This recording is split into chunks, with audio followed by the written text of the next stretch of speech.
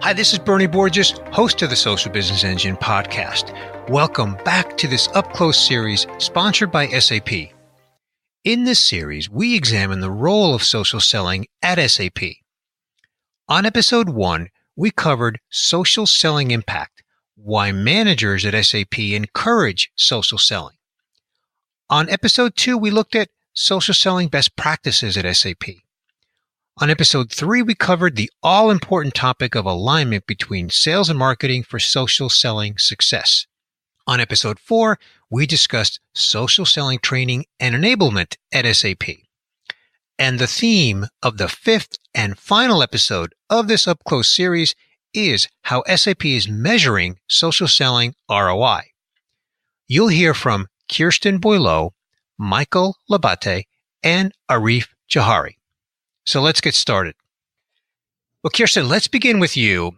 As you know, on episodes 1 through 4, we heard from sales reps, sales directors, and other leaders at SAP involved in supporting the social selling program. And here on the 5th and final episode of this series, we are here to discuss ROI. So, Kirsten, how are you measuring success of social selling at SAP? Hi, Bernie. It's so great to be here. My name is Kirsten Boileau, and I am the global head of social selling at SAP. How are we measuring ROI at SAP for social selling? Well, we go through a bit of a process. When we first started doing this, and each time we bring in a new group into our program, we kind of take a bit of a three-pronged approach. Starting out with the most easy thing to measure is the Social Selling Index, or the SSI, that you get when you take part in the LinkedIn Sales Navigator program. It's a measure that's generated by LinkedIn, and it's based on your use of the tool and how well you interact in the social platform, that kind of thing. It's an easy one to start with. It really brings together all of the different elements that the behaviors that we're trying to change. And so it's an easy one. But ultimately, it doesn't tell us anything. And so we need to move into the next phase, which is starting to attribute pipeline and revenue to social selling. And so we track that through our CRM application by using a manual method of tracking and getting sales reps to attribute their activities to social selling and their opportunities and that kind of thing to social selling. And then we start to see pipeline and revenue being attributed to our program. Moving beyond that, though, and ultimately, again, it becomes a limited way of measuring. It doesn't tell you a whole lot other than people are saying that they have this pipeline and revenue attributed to the program. It doesn't tell you how much better it is than anything else. It doesn't tell you who's doing really well, who perhaps could use some coaching, which brings us to the next phase that we've been working on and we've just launched, which is a way of taking that attribution and diving deeper, taking a look at the value metrics behind the pipeline and revenue, and looking more at things like conversion rates and acceleration rates and run rates and all of those kinds of things, which Michael's going to go into a little bit further later on. But it takes all of that data and really helps us to understand the real value behind social selling. I like the fact that like you said, it's 3 prongs, and it starts out with measuring activity, but then ultimately begins to measure the value. That was the last point that you made, right? Yes, absolutely. Activity only gives you so much value in terms of what you can actually see from it. You can see whether somebody's actually using it or not, and that's about it. You don't really see the true value of the tool and of the behaviors behind the tool. And one of the things that we really focus on, which you probably heard in a previous podcast, is that we really focus on the behaviors behind social selling. Tools are part of it, but the behaviors are really, really important. And that's what we're always trying to get across. And so how we measure behaviors is really, really important. That's where we get the value from social selling. Absolutely. That's a great segue for Michael. So, Michael, I'd like to hear from you on some context around that. What kind of KPIs do you measure to measure behavior and impact and social selling success at SAP? Yeah, thanks, Bernie. Hi, this is Michael Labate, Head of Operations and Program Development of Social Selling at SAP. So the question around what are we actually measuring terms of key performance indicators. You can imagine that when we look at comparing one behavior to the other, because it's exactly what we're looking at doing. Old methods or conventional methods of selling involved cold calling, involved other types of methods to engage buyers once leads were generated and handed over to sales folks. Since that behavior's changed, we have to change the way we measure. So we're looking at some of the classic modes of KPIs, such as conversion rate, as Kirsten mentioned. How much better or worse is conversion impacted when social selling behaviors are involved? We look at deal size. We look at win-close rates. And we also look at loss and discontinued. And we're really importantly, marketing is very much involved in social selling. And we don't want to be misled by the word selling, because marketers and salespeople are essentially sellers. And so we also want to make sure that we pay attention to lead acceptance, how many leads are coming in from marketing, and how many are getting accepted by salespeople as opportunities. So we look at that as well. Lastly, I think what's also really key here is really understanding causation, not just correlation. So Kirsten mentioned earlier that we look at Social Selling Index, which is an index, a really interesting index offered by LinkedIn. But the index of social selling, as it pertains to LinkedIn's definition, measures really your social hygiene. It looks at things like how well you're networked or connected. How do you engage people? Are you listening for triggers in the marketplace? And do you have a really, outstanding personal brand? And that is more of a hygienic type of measurement. So we're really excited to be measuring social selling in ways that are not just hygienic, but in ways that measure business impact, which is where I think you'll really see the biggest gains of this program. Okay, Michael, let's go there next, because I think you make a really compelling point here about how Social Selling Index from LinkedIn measures social hygiene. That's a great way to frame it up. So unveil, if you would, where you are today, what you've already launched, how you're measuring that at a deeper level, and what you're calling that and what it really means to your social selling program at SAP. So we today have some mechanisms that we've integrated into our CRM, SAP's CRM application. We're measuring at the point when leads are generated with the behavior of social selling. We're measuring at the point at which the lead is accepted as an opportunity. And if that's originated from social selling, we look at that. Or if it's a later stage involvement, for example, a lead might have come in from a campaign, which is a marketing activity, but once accepted as an opportunity, a sales rep could use social behaviors to nurture that opportunity and win the deal. So we look at that as well. So we have three places in the mechanical sense that we use for tracking. Kirsten mentioned it earlier. Today it is manual. We've had a high degree of participation in the last couple of years where reps would go into the system, and when they're putting their opportunities or leads into the system, they're essentially flagging these deals. So once we have that information, and we're grateful that we've had the high degree of response from our internal sales reps and marketing people, we have critical mass. Now we can really measure. So you asked to go deeper. We have integrated into our analytics platform the ability to measure how much attribution is associated with the program of social selling in terms of pipeline and revenue. That was last year. And just to give you an example, in 2015, at the end of 2015, we had about 1 million euros in pipeline or revenue. It doesn't matter, but the number was really small, and it was just associated with some pilots. In 2016, once we really started to showcase the importance of attributing to the program, because the more information we learn about our reps through attribution, the better we can offer support to those same reps. Last year, we ended with a 2 billion euro attribution in pipeline. That's an enormous gain in interest from our internal reps.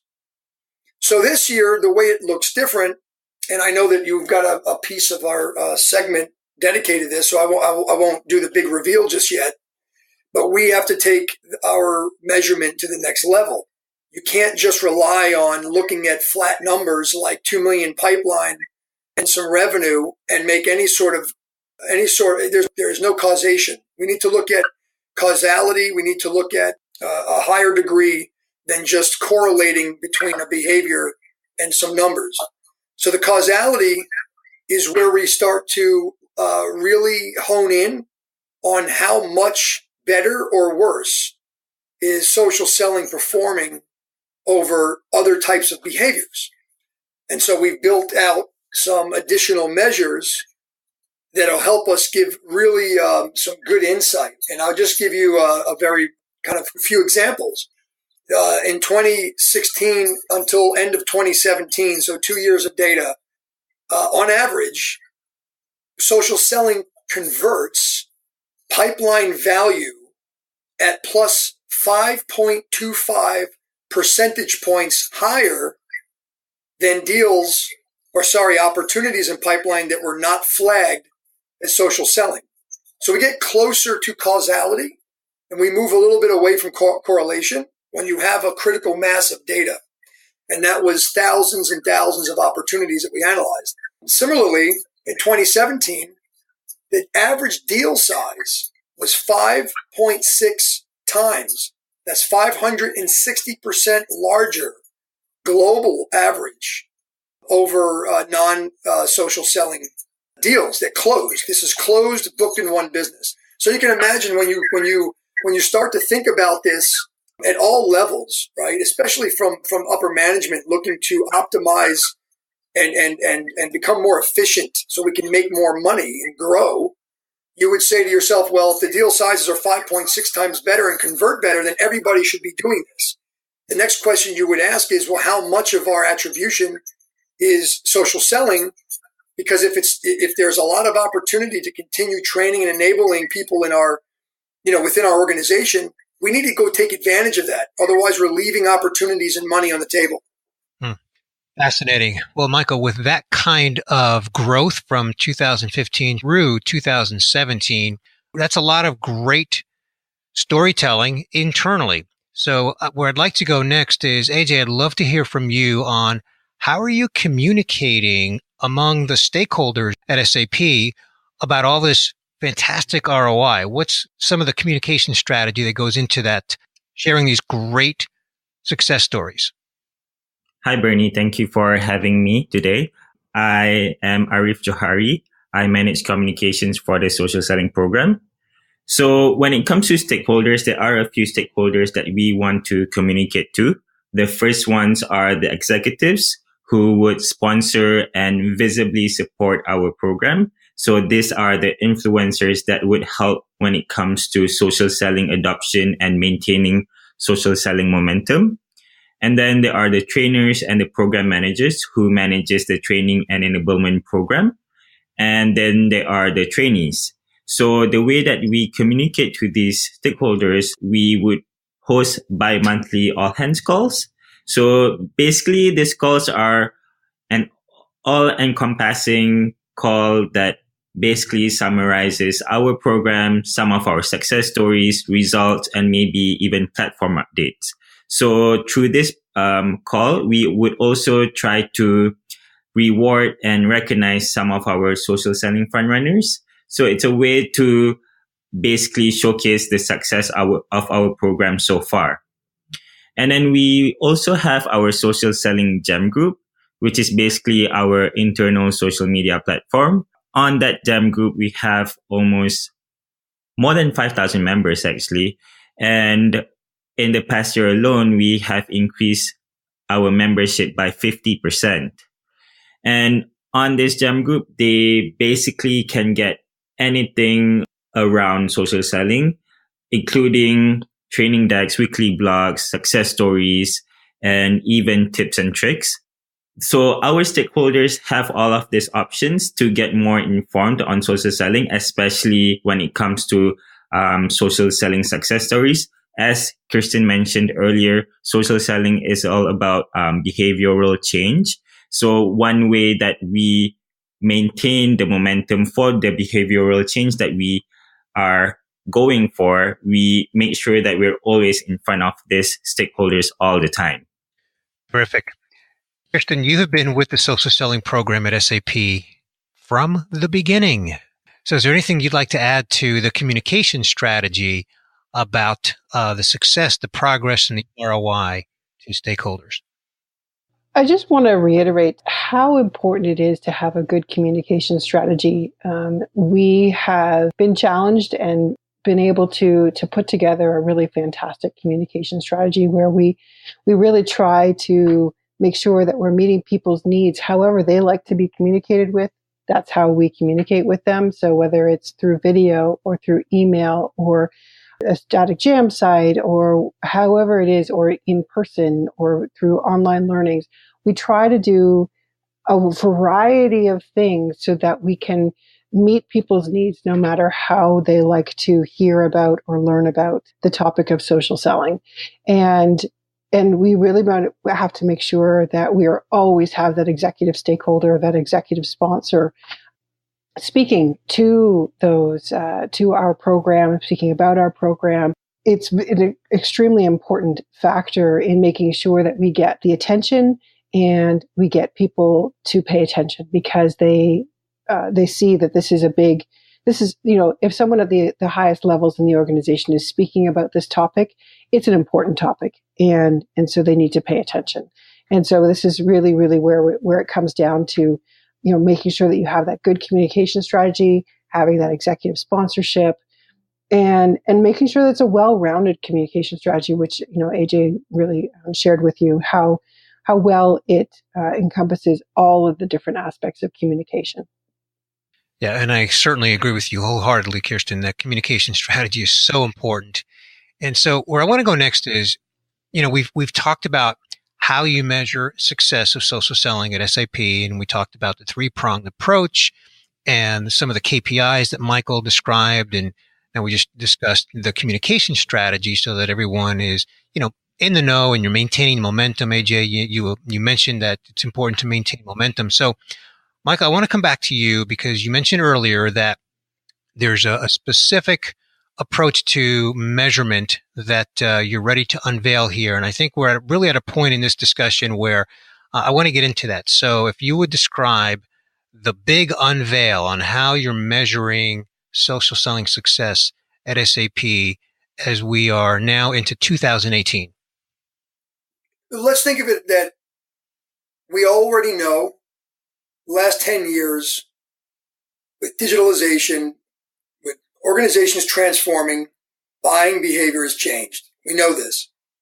We need to change the way that we measure selling and marketing performance.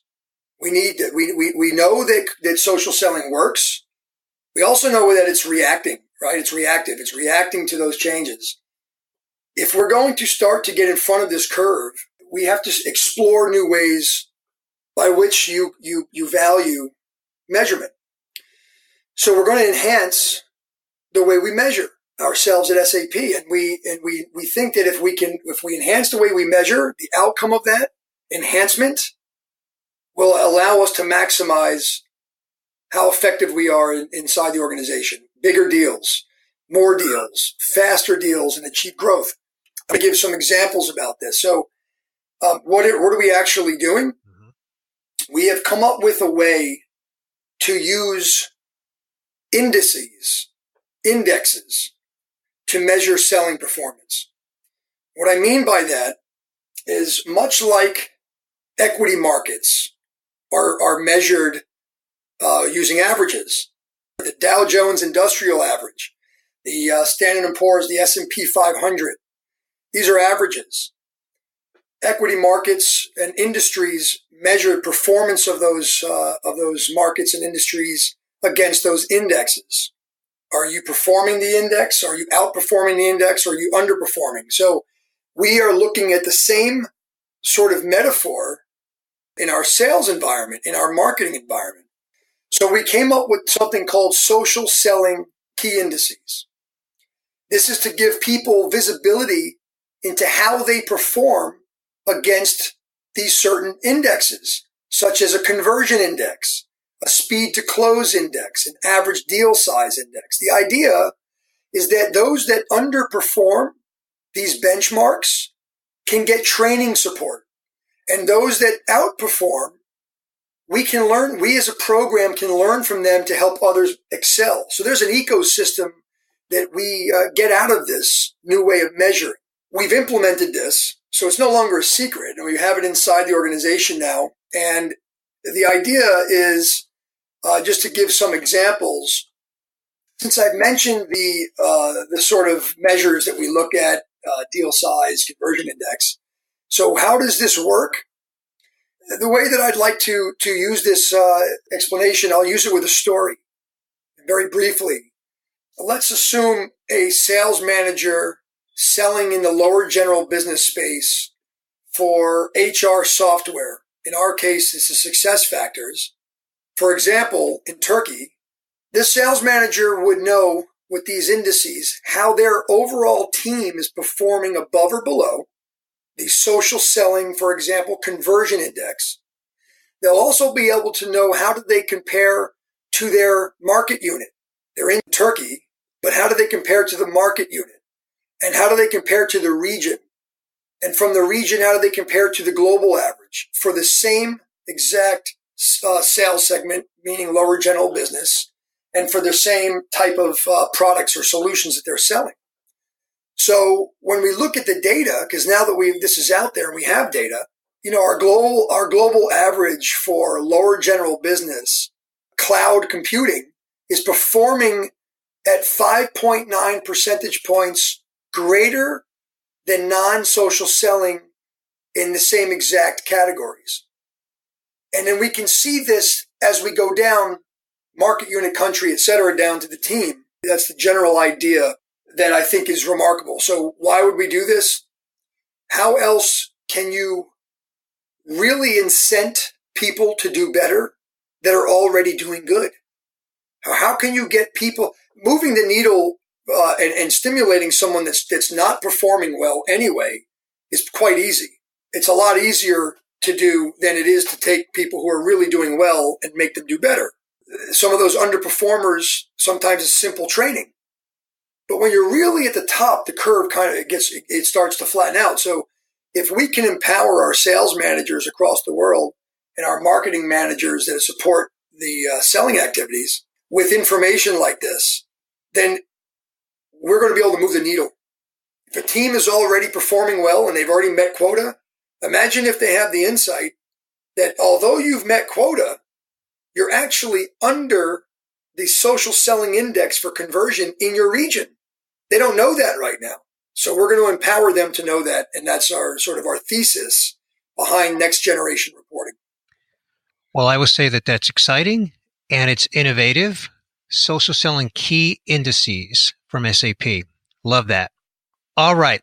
To bring this podcast episode and this UpClose podcast series to a wrap, I want to ask one final question. What do you see as the future outlook for social selling and digital sales transformation in general? AJ, let's start with you. When it comes to social selling, we should look at social selling as beyond just a branding strategy for the company. We should think about how other employees on top of the sales and marketing can utilize social selling too. So when it comes to social selling, we should try to figure out how we can use people who are in the finance department, IT department, and even the product development department to be in front of our prospects and train them in terms of social branding and social sharing so that we can signal to our future customers and our current customers that we are the best, and we should signal to them that we exist. So it's just a way for us to give reminders to our prospects of the existence of SAP. So it is kind of like a branding strategy for the company. Terrific. We heard that in other episodes as well, AJ. The whole concept of getting other employees outside of sales engaged in social selling activities and behavior is brilliant. So thank you for reinforcing that. Thank you, Bernie. Kirsten, how about yourself? What is the future outlook in your view of social selling and digital sales transformation? I really think that, I'm sure you've heard this many, many times, that social selling as a thing is not going to be that thing. But I'm not going to put a timeline on that because I don't know. It's still a thing when I thought it wouldn't be a thing. But I think it'll go away as it becomes the evolution into digital sales transformation becomes more and more prevalent. That it's not just about the digital, the social selling piece of it. It becomes the overall digital way that we engage with our customers. So that would be one way that I think I see the future of social selling and digital sales transformation at SAP is it becomes part of the overall digital sales transformation. I truly believe and want to piggyback on what AJ already said is that customer engagement and employee engagement and employee satisfaction, those kinds of things will actually start to become part of the way that we measure the way that we are doing sales at SAP because, employee retention, employee satisfaction, employee development, those are all things that we at SAP find very, very valuable and are part of, the way that we need to continue to grow and develop our business. So those things, as social selling comes deeper and deeper into the organization, I think we'll start to see social selling become part of that, the way that we're measuring those things as well. I'm hearing a common theme. So, Michael, let's turn to you for your future outlook of social selling and digital sales transformation. Yes, thank you. I think that we look at this as the latter descriptions, a true digital sales transformation. In fact, I would almost just consider this really digital transformation because it's outside of just selling. It requires a lot of different points that integrate together. Something that's more cohesive that involves digital branding strategy, that involves digital ways of touching customer. Today we're doing that a lot with online tools like LinkedIn Sales Navigator and Twitter and Dun & Bradstreet and other tools. It's much wider. It also involves, as other colleagues have mentioned, there is even the HR process. When you're onboarding, this digital behavior of engaging people is really part of the onboarding process. So I see this sharing similar sentiment that social selling as a topic becomes much more wide into a broader discussion around really transforming the way that you sell digitally in the organization. And I think we're going to start seeing that more and more as we head to 2020. Fantastic. Well, I want to thank the three of you and, of course, all of my guests on this podcast series for providing insights and innovations into how SAP is succeeding with social selling and digital sales transformation. This has been the fifth and final episode of the Social Business Engine UpClose series sponsored by SAP. I hope that you've benefited from the insights provided by SAP professionals across the globe. It's evident that SAP is progressive in their adoption of social selling best practices to the benefit of their sales team and to the customer. In addition to this UpClose podcast series made up of these 5 episodes, we've also published Social Business Journal Volume 11 in PDF format that encapsulates the key takeaways from these discussions organized into a narrative that explains SAP's social selling success factors. This journal is available ungated for download at vengreso.com/SAP. I want to thank everyone from SAP who participated in this podcast series, and I want to give a special shout out to Arif Johari, aka AJ, for his tireless attention to detail in coordinating with me to arrange these podcast recordings. I'm Bernie Borges, CMO of Vengreso and host of the Social Business Engine podcast. Join me each week for insights into digital transformation with guests from brands across all industries. Until next time, I wish you continued success on your social business journey.